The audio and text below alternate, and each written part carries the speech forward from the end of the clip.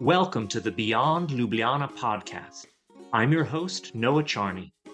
In each episode, we embark on a journey to discover the hidden gems, captivating stories, and unique experiences waiting to be uncovered. Let's get started. Sometimes it's easier when the weather's not so good.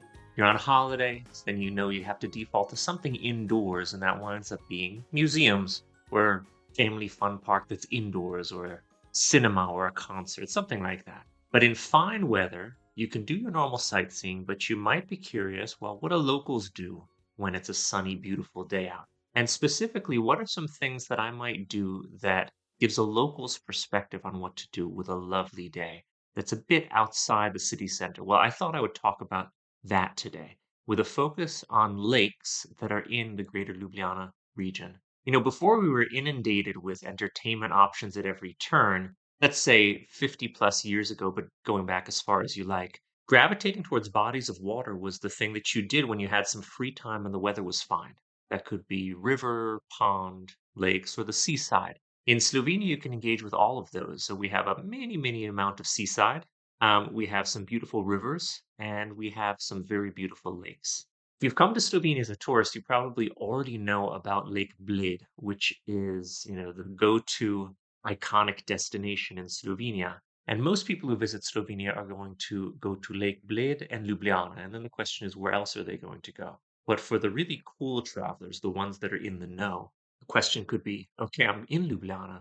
I'm going to see the main things anyway that everybody goes to see. But what else could I see that's a bit beyond the center, off the beaten path, and that's more in keeping with what locals would do? And if you go to Slovenia and you go to a lake other than Lake Bled, or the other one that I particularly like, Lake Bohinj, well, those are probably the only two that most tourists have heard of. So if you can visit some others, that's a great thing to do and would really set you aside from your average tourist. And you're in keeping with rich traditions. You don't have to be living 200 years ago to think on a nice day, I want to go by a body of water. There's something extra, both relaxing and different about it if you don't live beside one. So hitting up one of the lakes within the greater Ljubljana region is a great idea.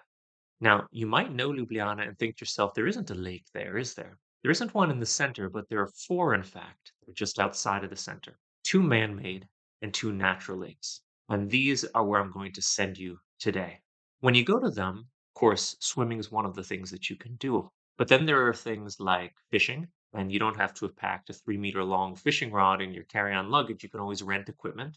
There are often paths that circumnavigate the lakes. And that's a great thing to do. It has a sense of satisfaction when you complete a circuit all the way around the lake.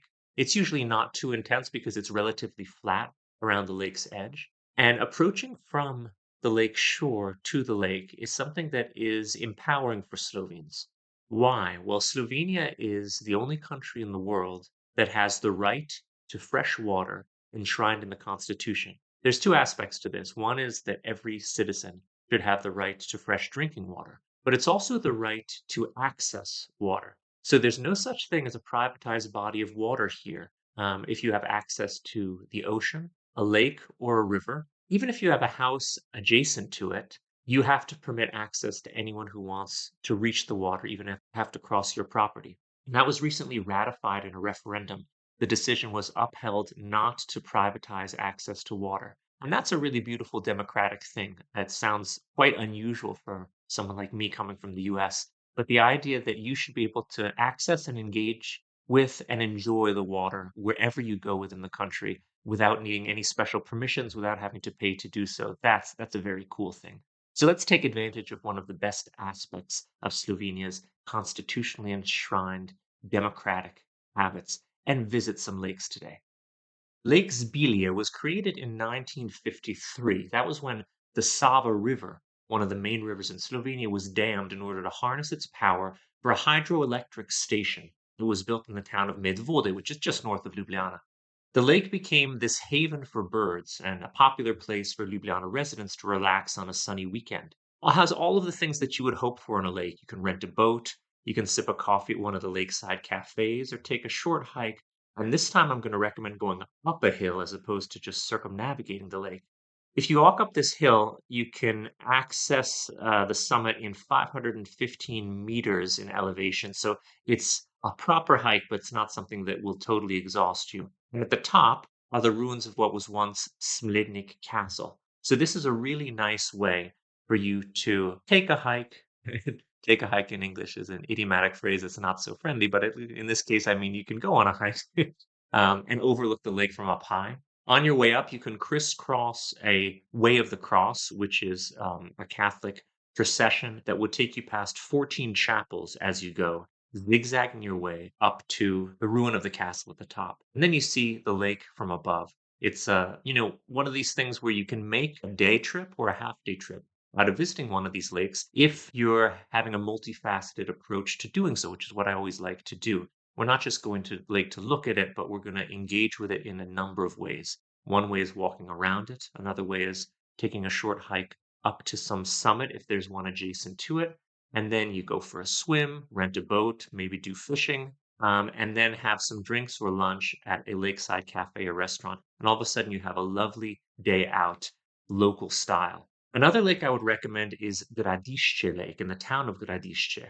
And this was built as a retention basin. Effectively, this is to keep water away from the highway that runs between Ljubljana and Maribor, so it protects it from flooding. So this is the second of our two man-made lakes. If you want to circumnavigate it, and I recommend doing so, it's 4.2 kilometers to walk around, but it's relatively flat. And so it's pretty easy to do. And there are no motor vehicles allowed. So it means it's ideal for a stroll, a jog, a bike ride. There's also this much longer trail, 60 kilometers long, that passes the lake.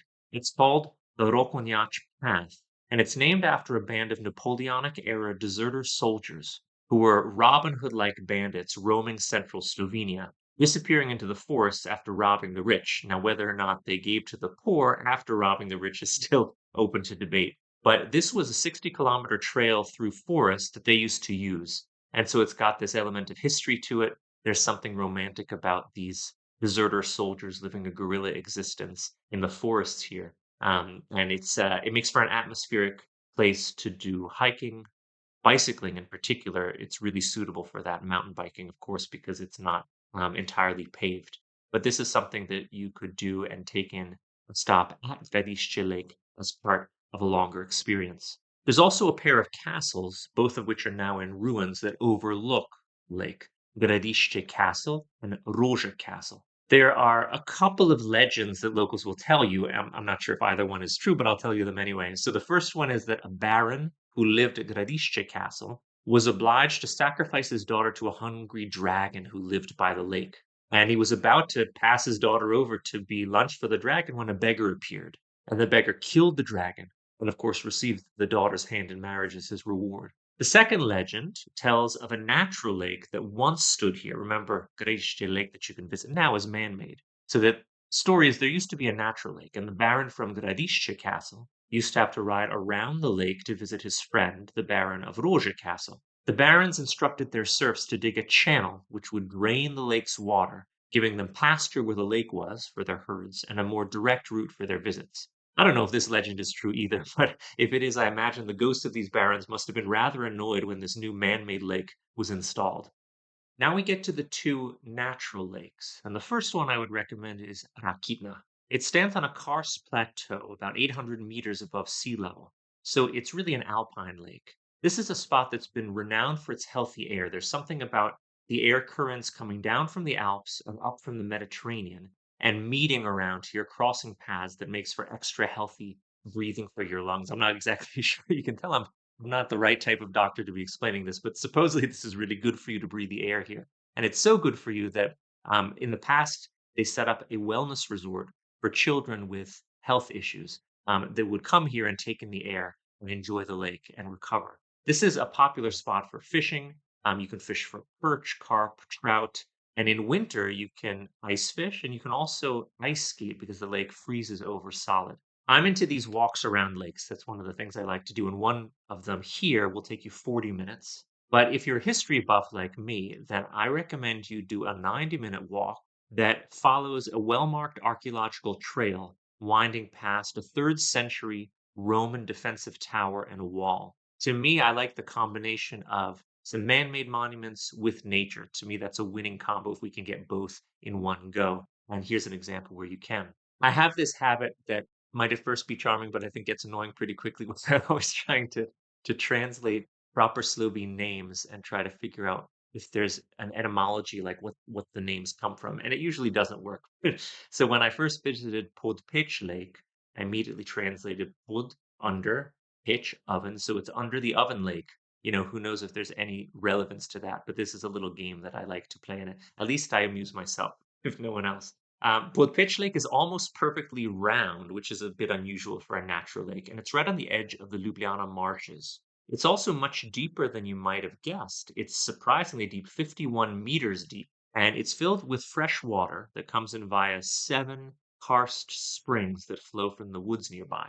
And then that water flows out through a sinkhole all the way at the bottom of the lake. So it's very fresh and cold and really deep. 51 meters is really deep for a lake. On a warm summer's day, this is a great place to come for swimming, and you'll find lots of locals here, people fishing for carp, pike, chub, and bass. And then there are the trails that can take you from the lakeside up to nearby hills. So there's a bunch of options if you're with children or want a more leisurely hike. Then hiking to St. Anne Hill, Sveta Anna, will be your best option. You can get up there in just 30 minutes, and it's quite low key. For more hardcore hikers, there are mountain trails taking you up to Planinca. You can go past a wooded settlement that's 579 meters above sea level. And then if you're really into it, you can go all the way up to Mount Krim, which is 1,107 meters high. So this can be a point of departure for you if you're interested in doing some proper mountaineering as well. There are 321 lakes in Slovenia. I mean, we may think of Slovenian lakes and all we can think of is Bled and Bohinj, but there are a lot of them.